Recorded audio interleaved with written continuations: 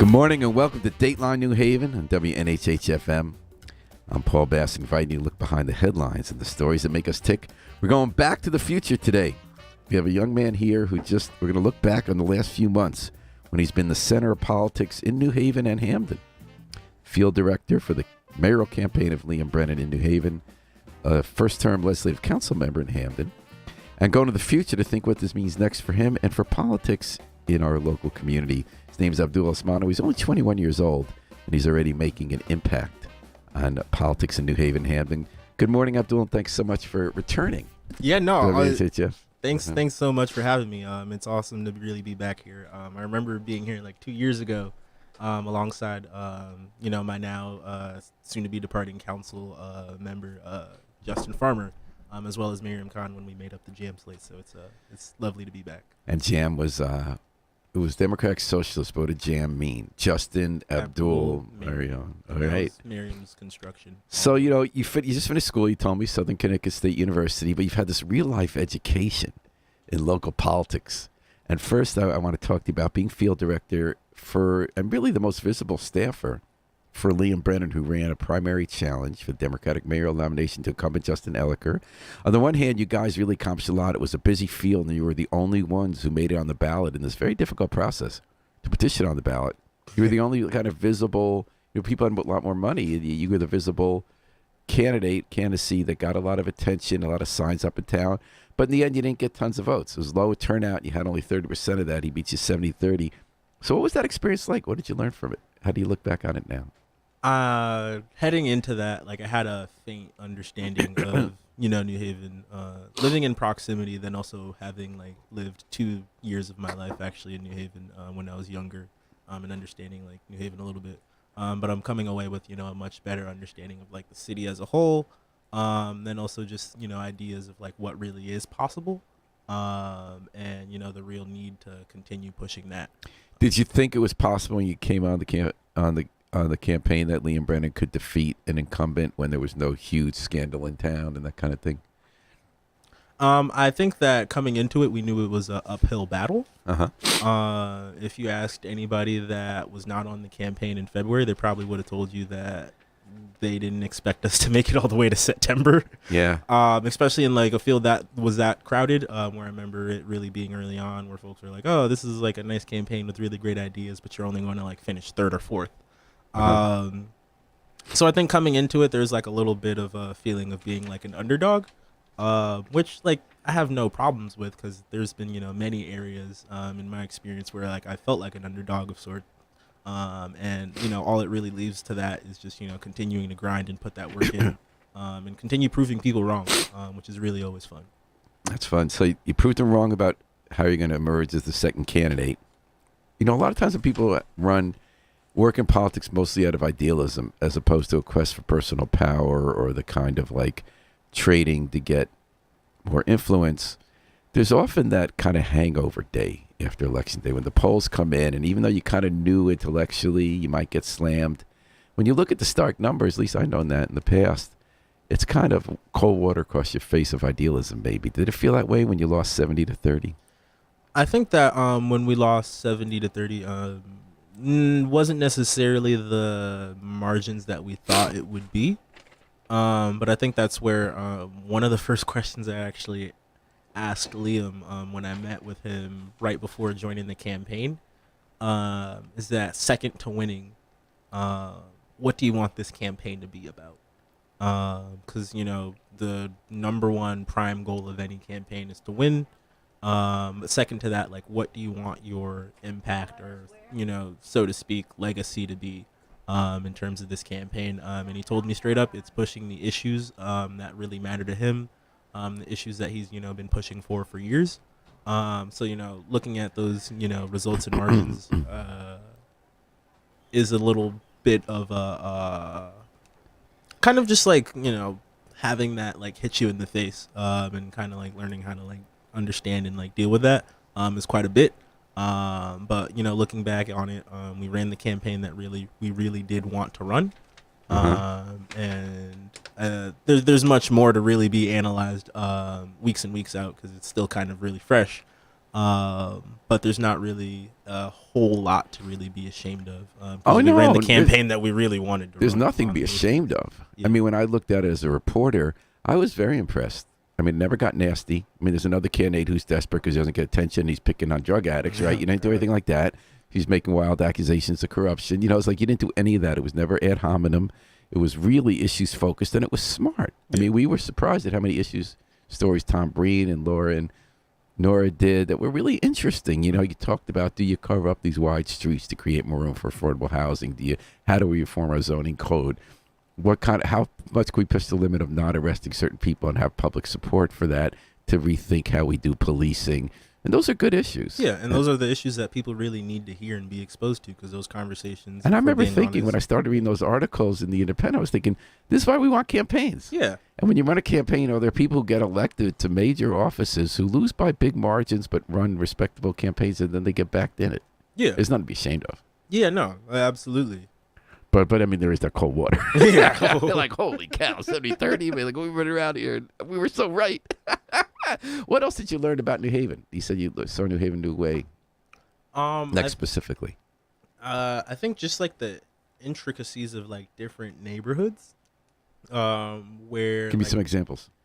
like it's weird. If you asked me what the difference between Dixwell and New Hallville was, before like I hopped on this campaign, like I might be able to give you like a quick little rundown, but like now I could just like talk to you about like just like, oh yeah, this is like the vibe of like. Well, Dix- tell me that, because I have this like stuck being an old guy. My thing always was Dixwell was rental, the oldest black neighborhood rental. North Hillville became a majority black neighborhood much later. It was a homeowner neighborhood, but then that shifted after the crack epidemic, and now it also has become a largely rental neighborhood, but no big housing development like the one. And then the Dixwell's like they had at Elm Haven, but then Dixwell became sort of the up and comer of the black neighborhood because of all development going on and the improvement of what was Elm Haven, whereas New Hallville with the sort of Section 8 landlords seems to have been sliding a bit. Is that the right vibe? Yes, that is just about like the right. Because I'm very interested when you saw it with fresh eyes, Yeah. because we get stuck in the past, old people. Yeah, no, you're exactly spot on. Like those were like some of the differences that I really saw in, for example, like a Dixwell, in New Hallville,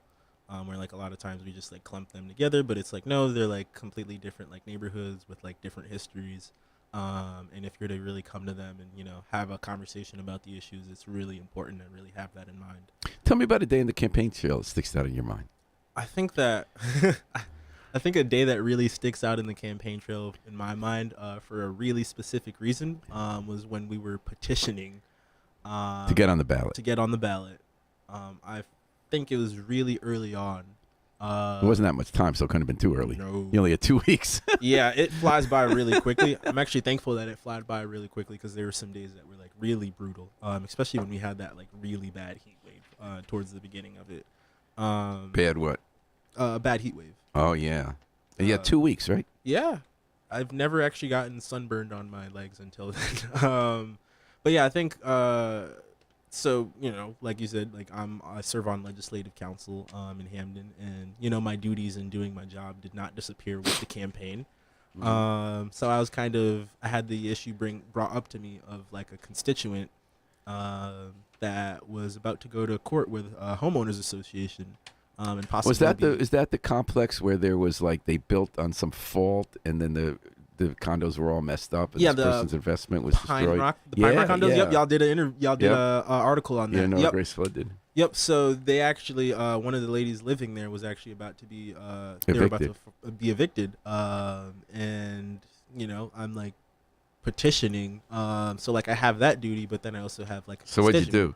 I pretty much liaised the situation alongside like the town, and we were able to kind of push the court date back for the eviction proceeding. And is that because you were busy or because you wanted to give her more time? We wanted to that was the only real recourse, because there's like a state bill that it's like coming through, that's like going to be able to like give funding to folks that have been like affected by these issues.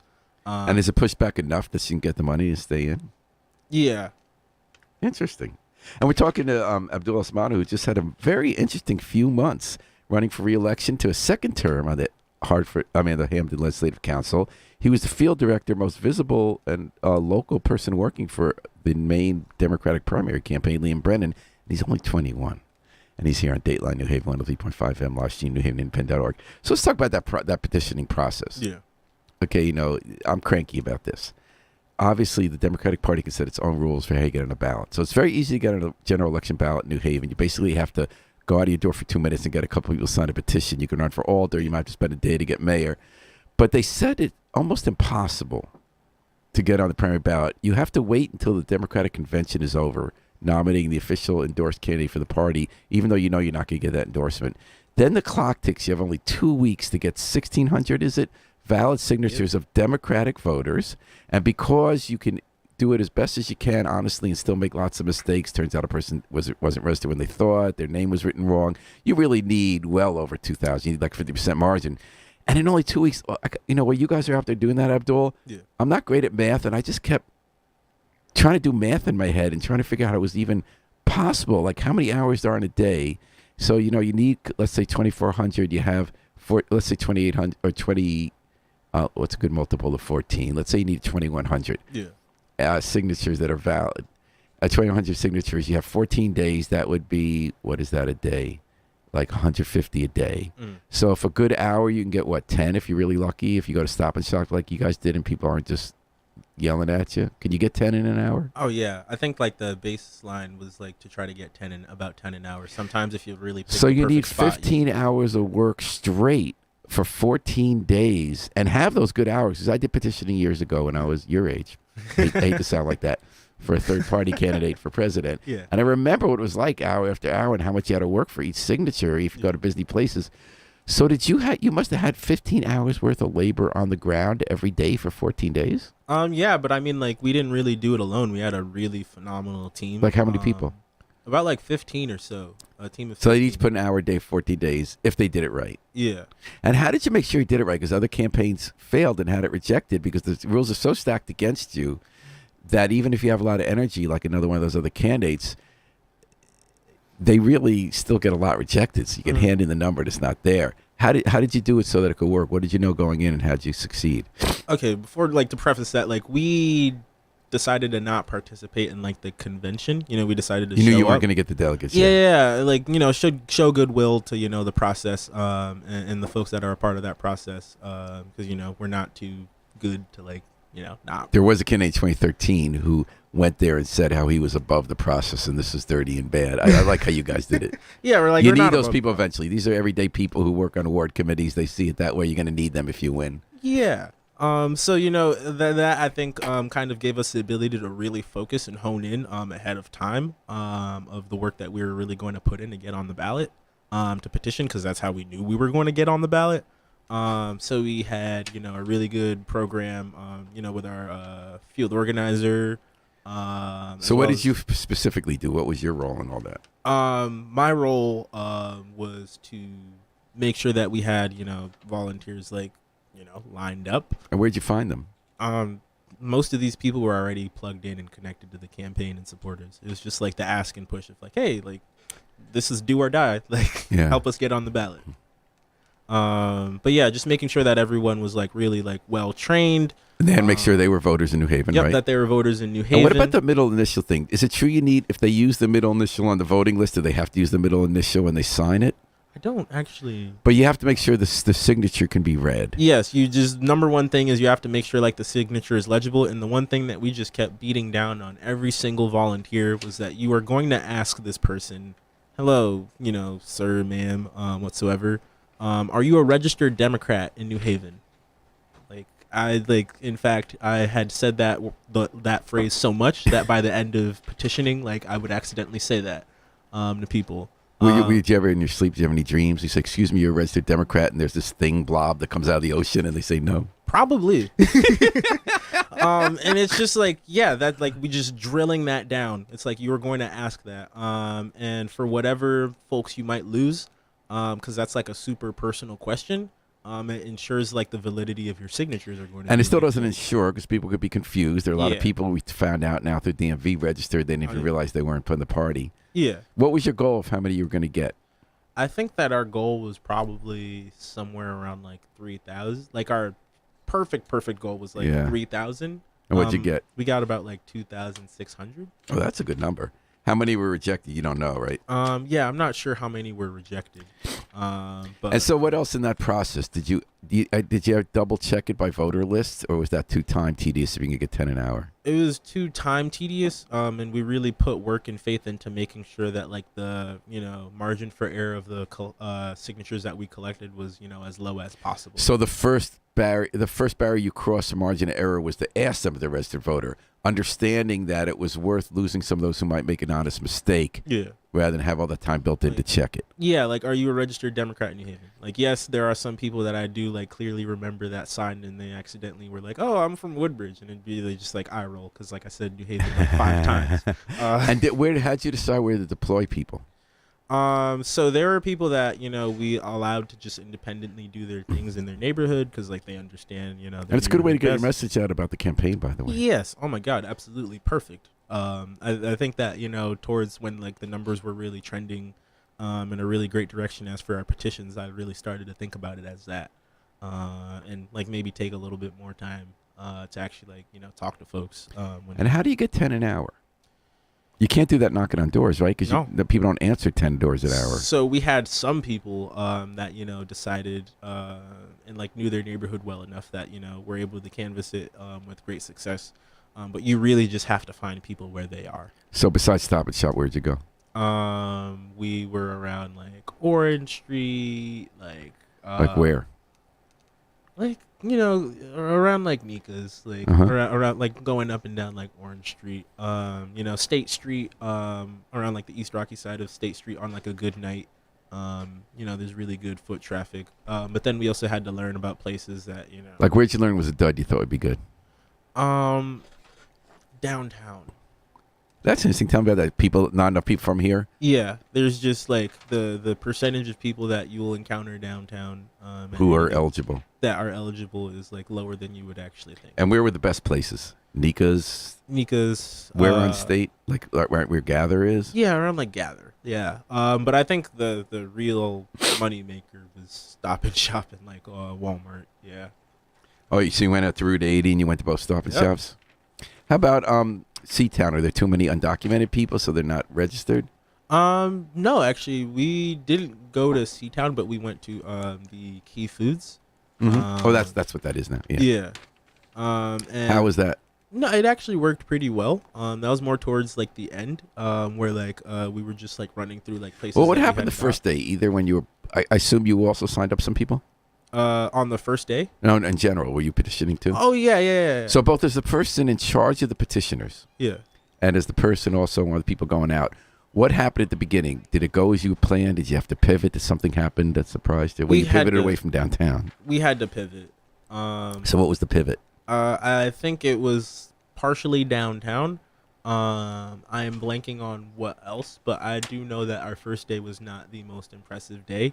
And it was kind of just the act of having to make up for that in like the following days, to make sure that we were back on pace, for making the number. Abdul Osmanu, field director for the Liam Brennan for mayor campaign, the Democratic primary, and running for second term legislative council in Hamden. So the results came in, and here's the part that surprised me, and maybe it shouldn't have. You guys lost 30 wards, which actually didn't surprise me. I thought you had a shot in 25. You did a lot less than 26 than I was expecting in Upper Westville, and I think that's because one of the ward co-chairs is the one who gets out the vote for Ella Kern. She's pretty dynamic. But 18 in Morse Cove. So now here's the neighborhood that is the most MAGA in New Haven. Yeah. It's the most conservative, the most against the main planks in the Liam Brennan campaign. You guys wanted to rethink policing for a lot fewer arrests. You wanted to build more densely rather than NIMBY. And this is a neighborhood that, like, you guys are on the far, very much left of the Democratic Party. This is on the center of the Republican Party, even the Democrats there, with some definite exceptions. Yeah. How did that be the one ward where you came with like double digits, almost the winning? First of all, I actually love East Shore. I think that was like one of my favorite places to really be around during the campaign.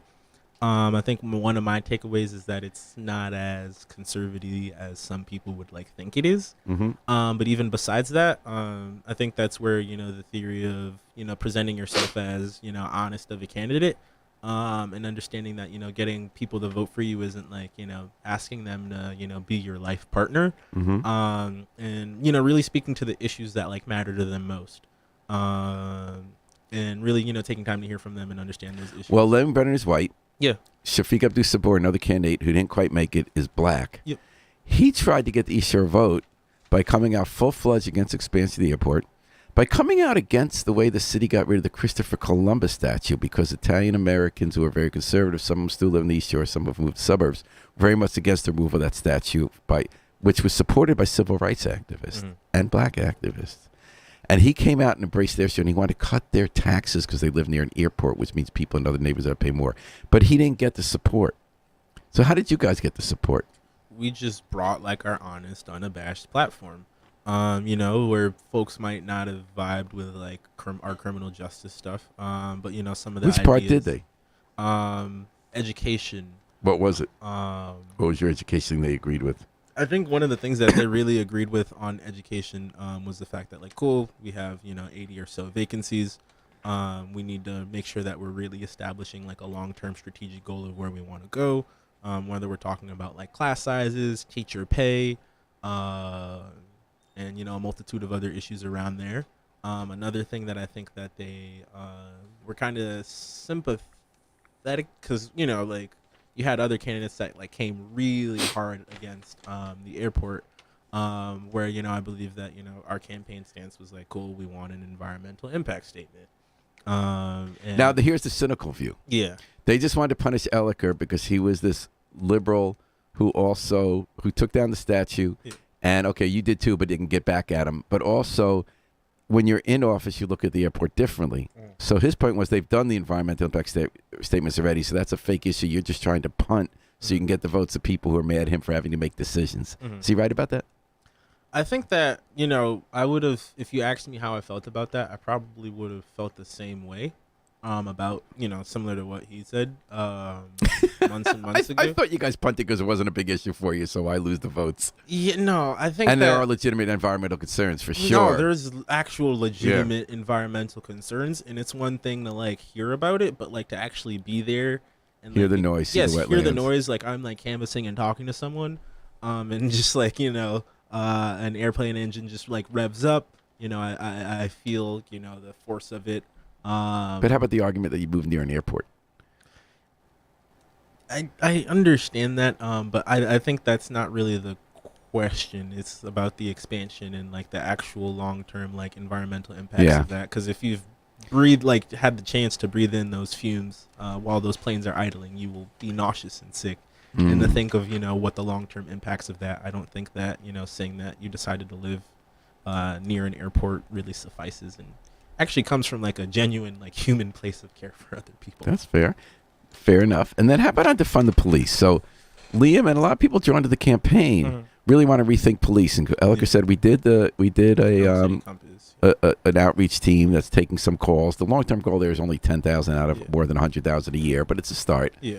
You guys wanted to think more about, like, Liam had a really interesting moment at the candidate debate where he said, how many people here know someone, your family or friends, who have been in trouble with drugs? Would it help them to be in prison? And nobody raises their hands. So he's saying, arrest fewer people. But it's a loser in a lot of neighborhoods as an issue because the way it's been defined. How did you navigate that? I think that, part of it is, and it's one of the things I admire about Liam so much. It's, if there's an issue that he is passionate about, he will put himself out there on that issue. And if he has to, go through the process of like tirelessly explaining himself on, why he believes that, he'll do it. And he's not necessarily afraid of, the blowback that may come because of that. I realize time's going a little faster than I thought. Abdul, you're only 21 years old. You've already served a term on the Hamden Legislative Council, which is a city councilor. Yeah. You came in with a team of people from Democratic Socialists of America. Yeah. You wanted to bring progressive change. How did it work out, and why are you running for a second term?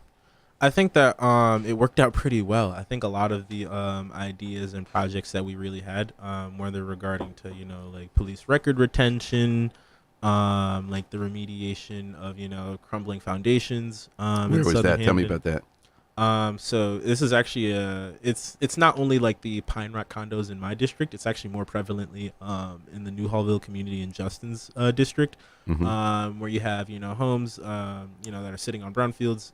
They have structural foundation issues, Hmm. and there's the need to actually help those folks. And what happened? What help were you able to get? So we were able to put $3.5 million as a start for ARPA. Town money. Yep. ARPA, ARPA money to really remediate that. That's great. And also begin to get like a better idea of like the actual scope, because 3.5 probably is not going to be anywhere near what's needed to do justice to the people of New Hallville as well as the Pine Rock condo area. And what'd you do with police record retention?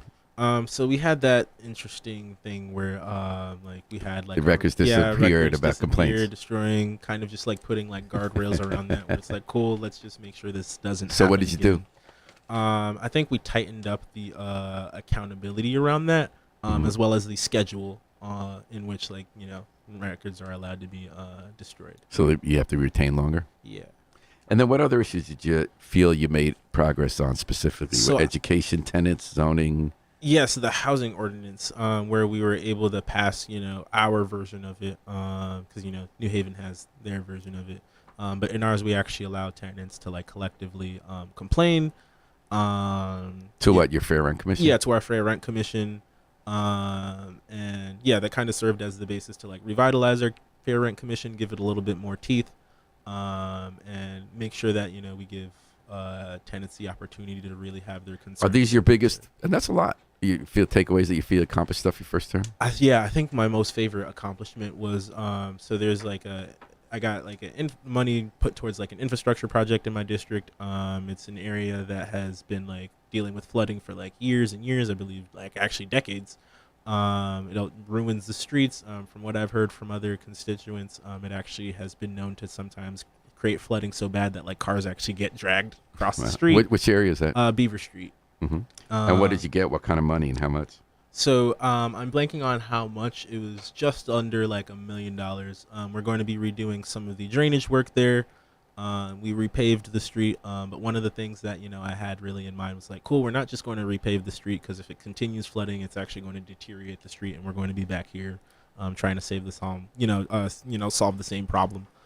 So we got capital funds towards fixing drainage, and then we're able to repave the street, and that's actually going to probably be going into some more drainage work that actually, And that's like, town capital money? yeah. Did you ever think, so you go to conferences on democratic socialism, remember Democratic Social America? Yeah. Do these issues fit into how you envision socialism? What do you think democratic socialism is, and how does it fit into like flooding issues, tenant organizing, police accountability, and crumbling foundations? Yeah, I think that it really does fold into democratic socialism as an idea, because when we're doing this work, this hasn't really been us alone. Like for example, that drainage work that I was talking about was really done in concert with like other constituents in the area that actually had the idea of themselves canvassing the neighborhood, and doing turnout work to show up to council and show them some real good people power. But I think some of the other work that we're talking about is really giving people in our town power, and empowering them that like, cool, you're a part of this community. I may represent you, but we are better for it if we are empowering you and giving you the opportunity to have some sort of power and agency over your own your own town that you live in and pay taxes in. I got to tell, even from your like canvassing East Shore to talking about how you've been able to get some stuff over the goal line in just one term, it seems like you're pretty optimistic after 2 years in the weeds of like frustrating local politics and government. Yes, I'm optimistic. In fact, now I'm optimistic as ever. I think that Liam's campaign actually revived a little bit of optimism. So I'm actually looking forward to going into this second term, full steam ahead. And who ran against you the primary? His name was Delroy Crawford. Yeah. And what was the outcome? I won by about 30 votes. That's which close. In my district is like 5%. Okay. 'Cause we're Well, rather congratulations, Abdul. Thanks for coming on, and thanks for being in the trenches and caring about how our community works and try to make change at a young age. I hope that you can keep it up. We talked before you went on about making sure that after the crazed periods, you get some time for reflection. Yeah, So- no. Thank you to everybody that, pushed me to take that time to reflect and rest. Well, I'm excited to see someone with your youth and energy feeling revved up to continue working in local politics and government. So keep it up. Yeah, thanks. And we're going to thank Harry Droz as well for working the controls. We're going to take it out with the Afro-Semitic Experience performing I Wish I Knew How It'd Feel to Be Free from the group CD, A Plea for Peace. This is Paul Bass inviting you to fly free with us all day, all night, and all weekend long. And for those of us who are going to watch the gates of heaven close for one more year and plea for atonement and redemption on Monday, I hope we have the easy fast and another year of life. This is 103.5 FM live streamed at newhavenindependent.org, Dateline New Haven.